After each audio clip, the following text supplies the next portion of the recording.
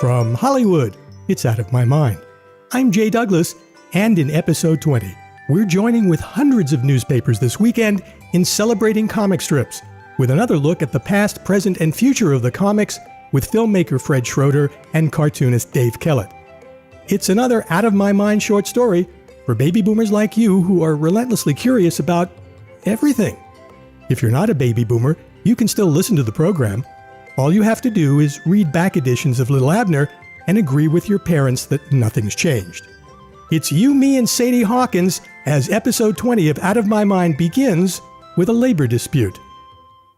In 1945, a union dispute shut down New York City's daily newspapers for 17 days.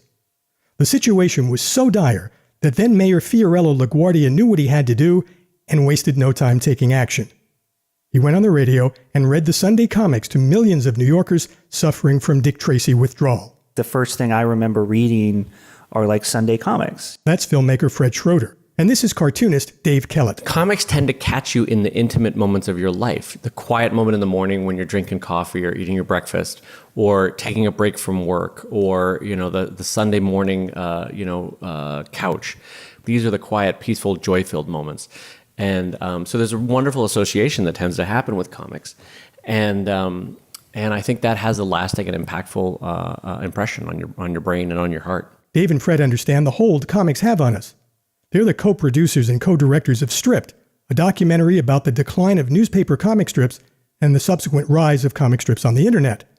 It's a topic Fred says they more or less fell into. Originally, I wanted to make a documentary about art and artist studios, artists working in their studios. I thought it would be interesting to contrast how a painter works, how a sculptor works, and how a cartoonist works.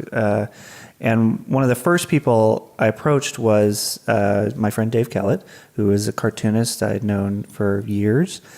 And he said, I think that's a great idea, but have you thought about just focusing on comics and comic strips?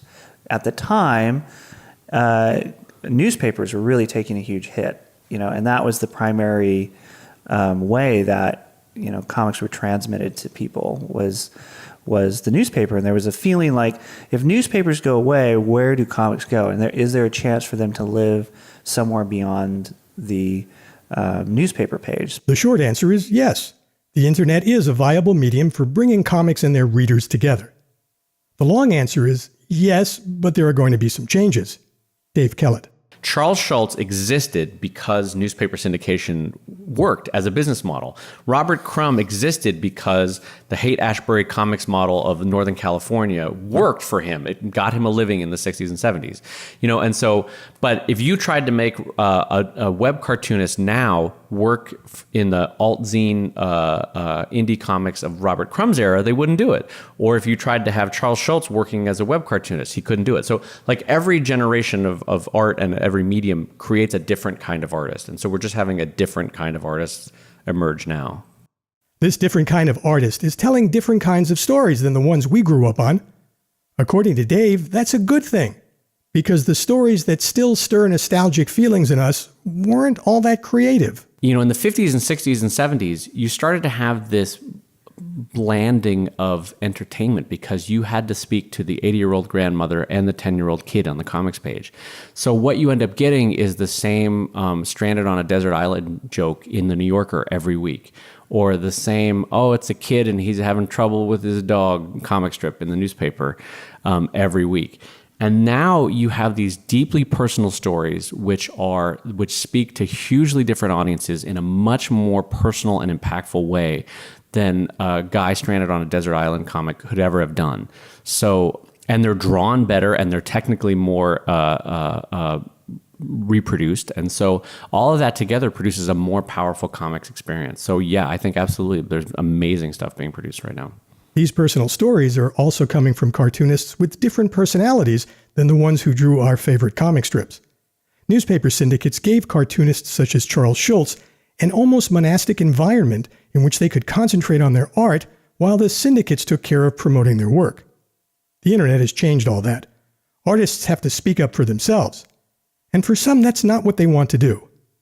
First Dave, and then Fred. For a lot of artists, just as a personality thing, these are people who became cartoonists because they were the shyer, quieter people. In high school, they stayed at their drawing desk and they doodled and they didn't talk to the opposite sex, and they were introspective people. And so now they're being asked in their 30s, 40s, 50s, hey, turn on that charm and tell the world how great you are. And they're like, on a basic level, they're saying, no, I don't want to do that. For a certain amount of cartoonists, the business has changed enough where it's not the same business that they signed up for basically. Yeah, that's a perfect way to say it.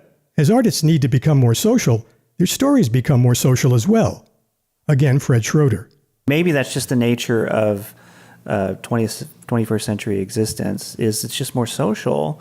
And so you're seeing people who I think enjoy interacting with people more, being drawn to comics. The prime example would be someone like Stefan Pastis, right? Who Pearls Before Swine, Yeah, Pearls. He does a strip called Pearls Before Swine. He started in the newspaper. He started, what about the 90s? Yeah, late 90s. Let's say 98, 99. 98, 99. So it was pre sort of digital, transmission of comics. There wasn't really a webcomic presence at that time.